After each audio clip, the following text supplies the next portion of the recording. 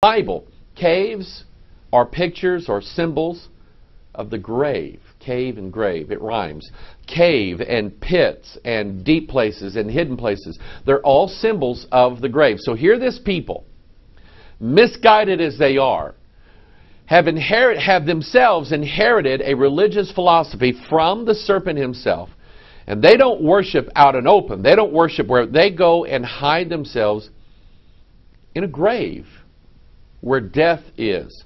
And they worship the python, the snake. And that was a long time ago. And that which was is that which shall be. Revelation chapter 13. We have a beast. John says in 13 he's rising up out of the sea. In Revelation 17 he says he rises up out of a pit, a cave, the grave. And they worshiped, Revelation 13:4, and they worshiped the dragon. The Bible says in verse 12 that he's the dragon, the old serpent. And they worshiped the dragon which gave power unto the beast. And they worshiped the beast, saying, Who is like unto the beast? Who is able to make war with him? You see, not only did they worship the dragon and the serpent, they still are, and they are going to in the last days. 2 Thessalonians tells us that He is God, sitteth in the temple of God, showing Himself that He is God. He exalts Himself above all that is called God or that is worshipped. He is going to be worshipped once again, even by all of these intellectual atheists and agnostics who say, oh, I don't believe in God. God cannot be proven, this and that. I'm telling you, they're not going to be atheists. They're going to believe in a God. They're going to believe that Lucifer is God. The paradigm shift is coming. Romans chapter 1, verse 21. Paul talked about this, how they changed the glory. You remember the mountain of God? Now it's the mountain of the gods. Sort of sounds like what the NIV did to Daniel chapter 2 when Nebuchadnezzar said, I see in here the fourth who is like the Son of God. The NIV says, oh, he's just a son of the gods. It's not the same. But they've changed the glory of the incorruptible God. Look at this in Romans chapter 1, verse 21. Because that when they knew God, they glorified Him not as God, neither were thankful, but became vain in their imagination. Stop right here. Vanity, the vanity of mind. When you try to worship God in the imaginations of your own mind, it's vanity. God directs you in this Bible how to worship Him. Imaginations are always linked to images. But became vain in their imaginations, and their foolish heart was darkened. That's why they meet in caves, by the way. Their heart was darkened. Professing themselves to be wise, they became fools, and changed the glory of the uncorruptible God into an image made like unto corruptible man, and to birds, and to four-footed beasts, and, watch this now, creeping things. They've been worshiping this stuff for a long time in the past. There still are, and all of mankind who are not saved and born again will worship the serpent, the dragon, once again. That which was is that which shall be. And so when we study prophecy, when we study Bible prophecy, let's study not just what the prophets said. Let's study the old stories that are in the Scripture, Bible typology, the symbolism of David and Goliath and Samson and Noah, and all of these great stories in the Scriptures are telling us that that which was is that which shall be. We were concerned, this came across this week, we were concerned about Sarah Palin. Sarah Palin, who at one time, I don't know if she's going to run for president or not, the rising star of the Tea Party people and the conservatives and the people who want things different. And Sarah Palin being part of the Wasilla Assembly Church up in Alaska that is linked with this Joel's Army cult. And if you're not familiar with that, we could probably spend a little time on that this morning. But we have a video called The Truth Behind Joel's Army. You need to see, because you may have heard that and say, oh, Joel's Army is a good thing. No, it's not. Joel's Army represents the destruction or the destructive army the army of the consumers that is going to come in the last days. They are God's army because He's in charge of them. But they're not good guys. They're the bad guys. Joel chapter 1 and Joel chapter 2 gives you a description of this army.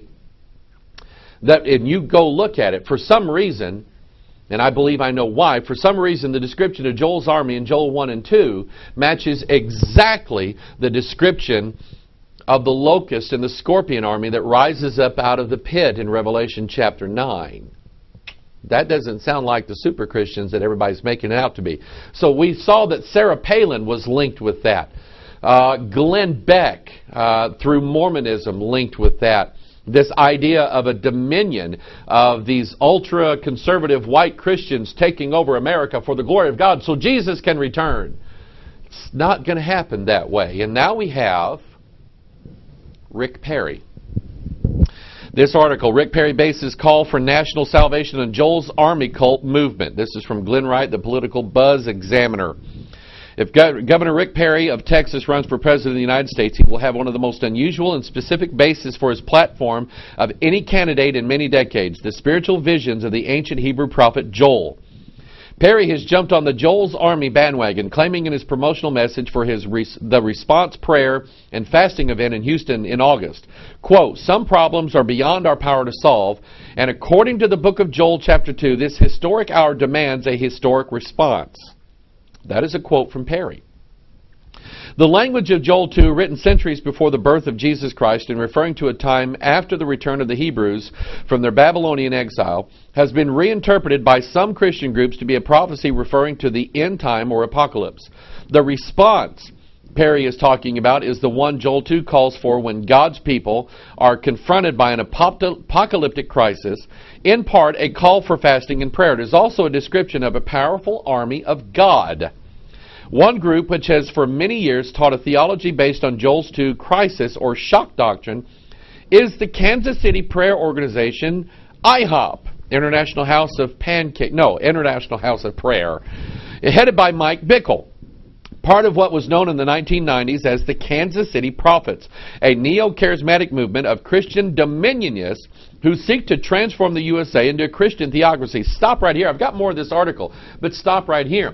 So, and this article written by someone who obviously is not related with the Christian fundamental movement, with the Christian right, probably doesn't know a whole lot about the Bible, written by that, and yet he recognizes the dominion theology of the entire Kansas City Prophets, the IHOP movement, the Joel's Army, the Todd Bentley, Mike Bickle, Bob Jones, all of these people who represent this dominion idea, including Sarah Palin. He gets it. Okay? He understands it, and I hope you do too as well. The article goes on to say, these self-proclaimed prophets often employ the militaristic rhetoric of Joel 2, look at the language here, which describes a great and destructive army of God, thus Joel's army. To fill the ranks of this army, the leaders of the movement target young people and children and shape their message with raucous, often violent themes and music intended to appeal to young people's raw emotions. The main message is one of engaging a national crisis and attacking and defeating an allegedly demonic enemy, both within the church and in the supposedly satanic secular culture.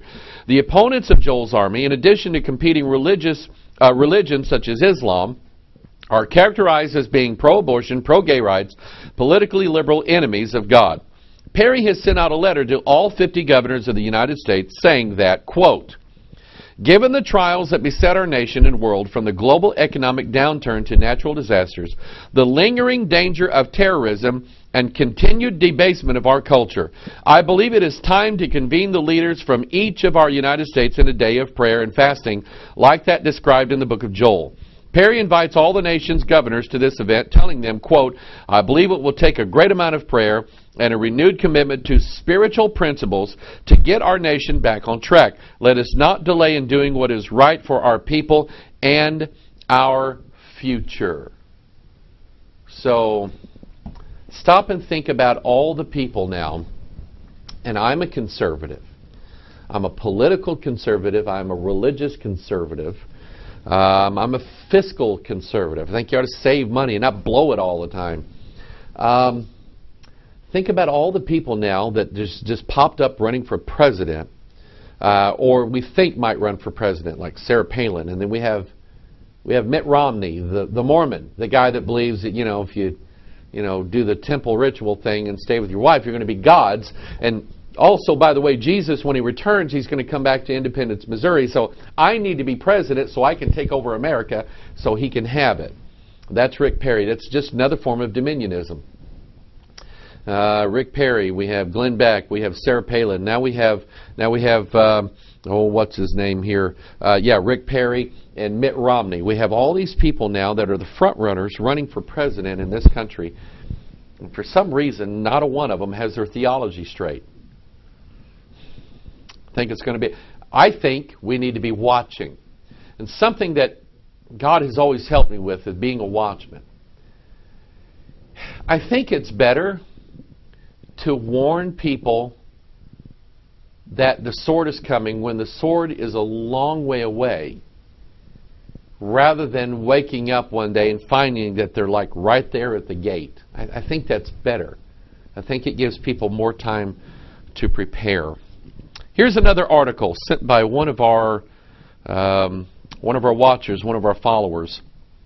This is about the Borders store. Borders, the bookstore, announced that they're going out of business. Okay, here's the article. Customers of Borders flagship store in Ann Arbor mourn the loss of the nation's second largest bookstore chain Tuesday, saying the company's demise will leave a colossal hole in the community. On Monday, the 40-year-old Ann Arbor retailer decided to liquidate rather than continue a losing battle against Barnes & Noble, Amazon.com, and other merchants. And while customers at the store on East Liberty Street in downtown Ann Arbor said the company was slow to adapt, they say they will miss having a brick-and-mortar place to browse for books. Customer traffic was sparse in the store Tuesday, and employees seemed subdued but greeted and helped customers find what they were looking for. The liquidation sales could begin this weekend and are expected to wrap up in September. Borders lawyers are to appear Thursday in U.S. bankruptcy court in Manhattan for a hearing on the bid to liquidate its remaining 399 stores. Now, here's what happened, and I'm going to use this story to jump into something else here about our country. Borders. I've known about Borders for years. Borders had these chain bookstores all over the place. And you can go and sip this little expensive coffee and read these books and get Wi-Fi and all this stuff at Borders. You could do that. Borders looked nice. I mean, they looked nice. They were nice stores to go into. Okay. The problem is they were running their company on borrowed money. They were acting like they were wealthy. They were acting like they had a lot of money. They were acting like things were going really, really, really well. But they were doing exactly what Circuit City did and others before them, that they looked nice. And boy, they made their stores look, beautiful and immaculate and, a high standard that we have, and selling this merchandise. The problem was not enough people were buying the merchandise, and they had borrowed too much money, and they didn't have, watch this now, they didn't have the money to pay it back. They got to a point, they kept trying in the courts, kept trying this, kept trying that, kept trying to borrow. They couldn't pay the money back. They kept trying to borrow more money because they couldn't pay the original money back. They kept borrowing more and more and more and more money. And finally they said, you know what? We can't compete. Barnes & Noble's got us, and Amazon.com, and everybody's buying Kindles and iPads, and they're reading all this stuff, and we just can't compete. So we're going to have to file for bankruptcy. We got to a point now where we can't pay our bills. And now we're going to have to sell off all of our assets. We're going to have to sell off all of our stores, shut them down, fire all the employees, get everybody out. And where this nice little store used to be with this coffee, it's going to be this empty space where nothing exists. It's going to be like a little wilderness in here. I want you to think about this, okay? Because this is what happens when a company, runs itself on debt and tries to borrow more money so that it can keep going and keep going and keep going. Revenue has to come from somewhere. You have to have money from somewhere to pay off the debt that you keep going. And if you can't pay that debt off, then you shouldn't go out and borrow more money to pay off the other debt, because you just never catch up. That's how it's done in the business world. If you don't achieve